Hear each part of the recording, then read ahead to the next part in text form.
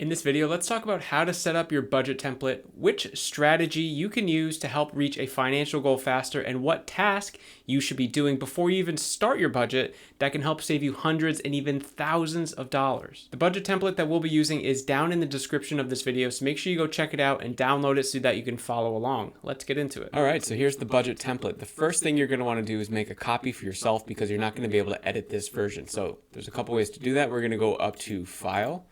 We're going to click Make a Copy, and this is making a copy into your Google Drive. So if you don't know if you have one, if you have a Gmail account, you have a Google Drive. So click on the folder here, and you click My Drive, select, and then you make a copy. The next way, you could go up here,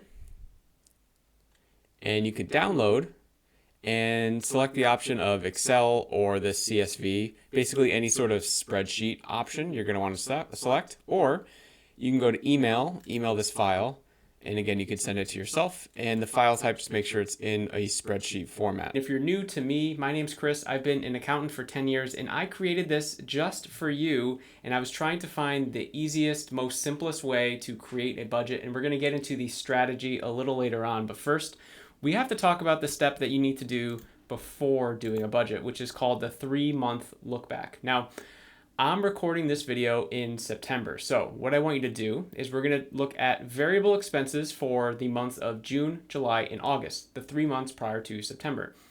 Variable expenses, I want you to think of those as things like groceries, gas, utilities, things that you need to live and do your day-to-day, but the expense amount changes and fluctuates every single month. And the reason why this is so important, especially if you've never budgeted before, is you're probably guesstimating how much you're spending on all these things, but without actually seeing it in person, you're probably underestimating it. And then at the end of the month, you're wondering where all your money is going. Well, it's probably on this sheet, okay? So we need to do this process first. And the reason why we don't look at fixed expenses prior is because they shouldn't be changing very frequently. Think about your mortgage or your rent. How often are those going to be changing? Not very often. So we're going to know the amount that we need to budget for those, but these, it's more of a guesstimation until we actually put the data in. So here's what's going to happen on this spreadsheet. So anything that's colored this yellowy orange color, you can input items into, okay? So these categories are at your disposal. Whatever you want to put there is totally up to you. This is your budget template, okay? So feel free to play around with these. There's about 20 different categories that you can play from. I just put some of these here, figuring that these would be some of the more popular variable expense items. But again, feel free to customize this to how you see fit. And I'm not going to lie to you, this part can be a little tedious, okay? So if someone were to look at this and tell you it's going to be easy, it's not, because here's what's going to happen. If you use a debit card or a credit card, you're going to want to look at the transactions for those last 3 months and then put all of the expenses into one of these expense category buckets. And this is so important that as we go through this, I hope you see it, but we need actual numbers here, okay? Because the reason why you probably think you need to budget is because you feel like you don't have enough money at the end of the month.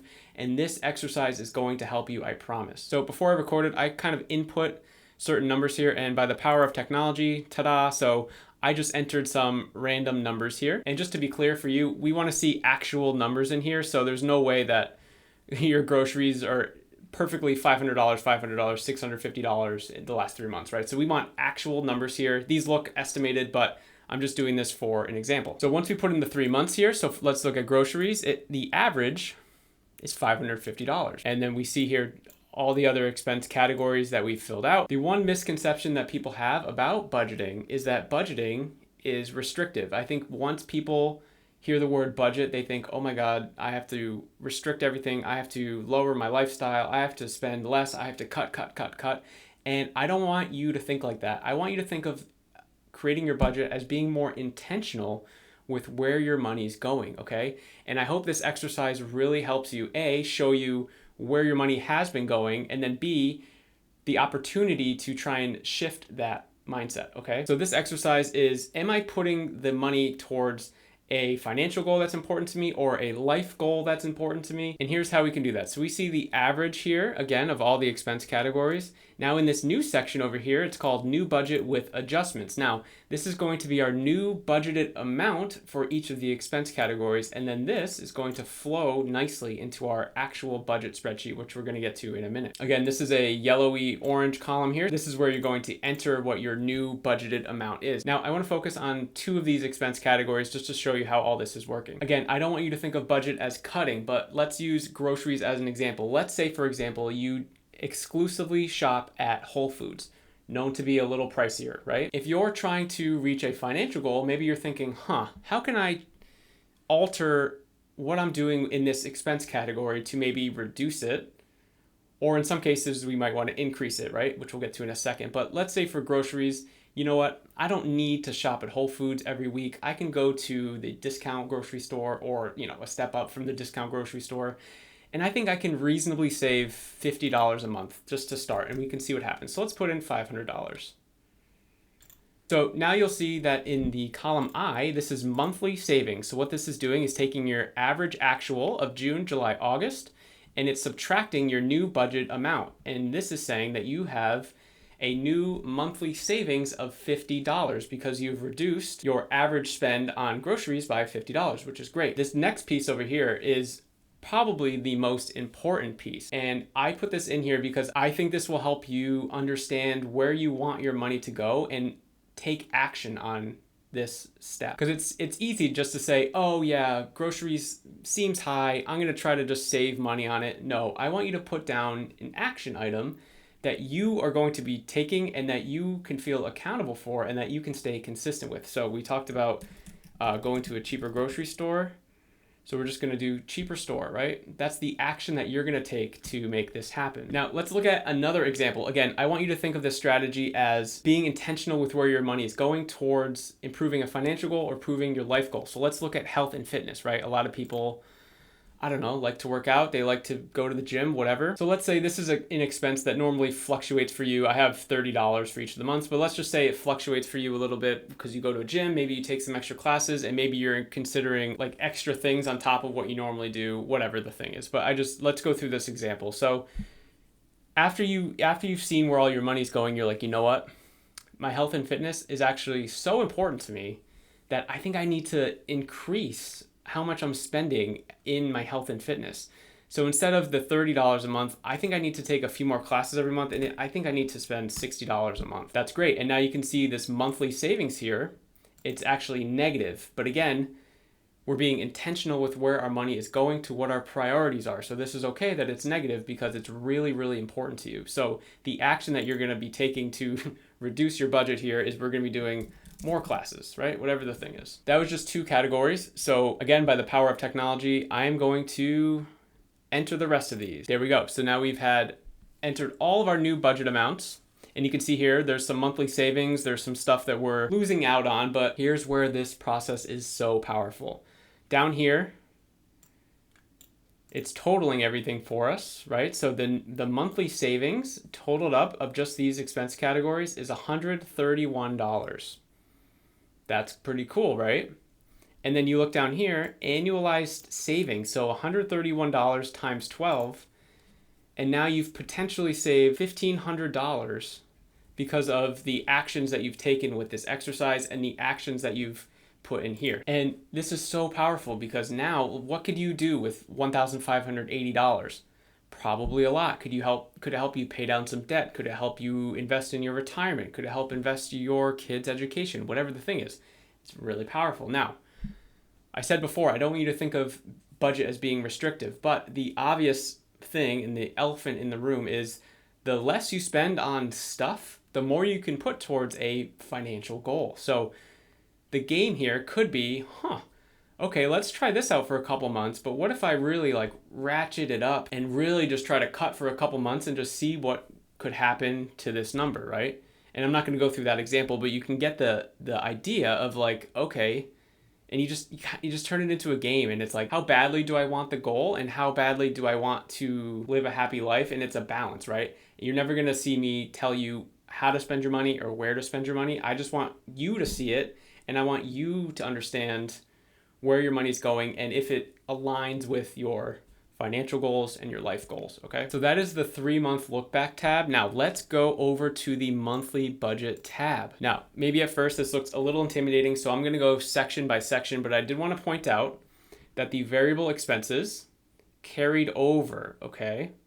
So everything that we entered into our 3-month look back and the new budget amount carried over, which is cool. So now we don't have to worry about variable expenses. That's why we did that exercise. Because if you had just started your budget and you made a guess on how much you spend on groceries or gas, you're probably gonna way underestimate it, okay? So let's go over each section, and I really wanna start in this top area here, which is more of the summary section. So, total budget. This is looking at the income that you bring in every single month, the income that you expect to bring in every single month. So let's say, for example, you have 2 paychecks every month. You have paycheck 1, paycheck 2, and your expected amount, we'll just say it's $2,500, just to make the numbers nice and round. You can see that the total budget changed to $5,000, and that makes sense because the money that's coming in is our budget, right? Like we have no other money to pull from, right? So we need to use the money that's coming in. This budget template is using the zero-based budgeting strategy, which means that every dollar that comes in, it has a place to go and there's an assigned spot for that dollar. So it comes in, you know exactly where all your money's going because of this budget template. And at the end of the month, you will have spent $5,000. Now, if you're sitting there thinking, well, I'm gonna bring home $5,000 and I'm gonna have no money at the end of the month, technically, yes, but the goal is, and we're going to go through this in each section and you'll start to see, the goal is hopefully you have extra money at the end of the month from your budget that you can then put towards a financial goal. Again, paying down debt, building an emergency fund, investing for your retirement. So that's the total budget section. This remaining to budget section is looking at the total budget, so our income, right, the $5,000, and it's subtracting everything that we've budgeted so far. Now you'll remember that the variable expenses came over and that totaled $1,000. So far what this is doing is it's taking our $5,000 expected income minus the variable expenses. So we have $4,000 left to budget. The reason why this cell is red is because the goal of this section is to get this to exactly $0. And once you get it to $0, that means it's a perfect budget. So just to show you what that would look like, if I were to put $4,000 in a random budget cell, boom, it turns to 0 and it turns green, which is good. Green is good, okay? So I'm gonna get rid of that for now. The leftover money, now this is looking at the money that we actually spent. So again, this is looking at our budget, our income coming in, so $5,000, and it's subtracting the actual amount of money that we've paid throughout the month. Now, we obviously haven't paid anything yet. All the actuals are 0, so let's just put 5,000 in here just to show you. And again, we want this to go to 0. Green is good. The whole point is to have all of our money go somewhere. And ideally, a lot of that should be going towards a financial goal. So let's just delete that. And you'll notice that this actual spend here was sort of tied to the leftover money. So actually, I'll just enter that back in. You can see actual spend, $5,000, which is great. Now, how does this turn red? What happens if this is bad? Well, if we spend more than our budget, so if we do $5,001, bad, red. And you can also see this leftover money, and now we're in the negative because we spent more than our budget, okay? So this is a quick little tool to help show you how much you're budgeting, how much you're spending, and hopefully the colors and the quick, big summary numbers help you out. These two sections, total financial goal and total paid to debt, these are sections where we're going to be totaling the actual amount of money that you put towards a financial goal. Now, financial goals, again, we've been mentioning them, but emergency fund, child education, retirement, etc. This field is completely available for you to enter whatever you want to enter, okay? So I just entered a few generic things in here, but feel free to change this as you see fit. So again, if we enter something here, this is gonna just show us how much are we putting towards a financial goal, which is awesome. The same thing applies to this total debt section, okay? So again, this section, completely customizable, however you wanna do it, instead of credit card 1 if you want to put Amex and then, I don't know, Discover or whatever. And again, this is just going to sum up the actual that we spent, okay, which is great. It just gives a snapshot of how much we're putting towards our financial goals and how much we're putting towards paying down debt. All right, so let's start actually filling this out and you can sort of see how all of this is going to start flowing. So I actually just entered some fixed items for you. Again, we're just making some assumptions here. So these categories are completely customizable for you. I'm just, again, putting some generic categories in here. Feel free to change them as you see fit. So let's assume your fixed expenses total $3,170. Now, you'll see that this remaining to budget has changed, and now we have $830 left over to budget. And let's assume that this covers all of our living expenses, okay? So now we have $830 that we have to play around with in our budget, and this is where the fun starts, okay? This is where we need to start figuring out where our extra money can actually go. So let's say that you have some debt, so you've been paying off, $100 on a credit card here, you've got a $400 car loan, and a student loan you've been paying, $100 to, okay? So we're going to be putting these budgeted amounts for our debt, because the debt that you pay is an expense for you, right? It might suck to be paying down the debt, but the truth is it's a payment that you're making. It's an expense. It's going out of your bank account. So we do need to account for it, and we want it to be included in our total budget, because the whole point of this is to eventually get to a point where your financial goals are turned into more of an expense for you, where it's an automated payment to an investment or an automated payment to a debt, and it's just every single month you're making these payments, and it's not a last minute thought or at the end of the month you're like, oh, I have money left over, let me put it towards debt. It's no, we need to focus on the financial goals. That's how you're going to get ahead, especially if you have debt. You have to get rid of the debt, okay? But if you want to get ahead, we have to really be aggressive towards reaching financial goals and putting money towards that every single month. So now we have $230 left. And again, this is all about strategy. This is about what's most important to you.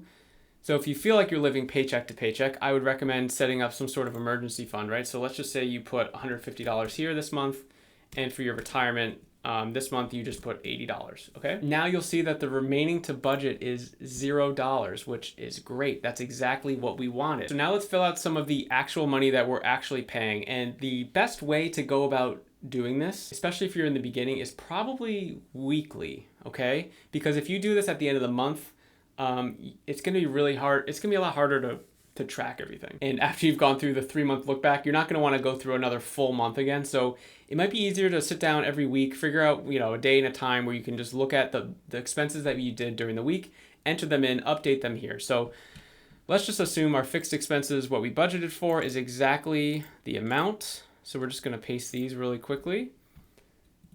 Okay, so debts, we're going to do this. We're going to assume that we made payments to our debts. Okay, yep, we're contributing to our financial goals here, which is great. And let's just go down some variable expenses here. We're going to enter these in quickly. Now let's assume you go 1 month and you're like, no gifts, no dining out, no activities.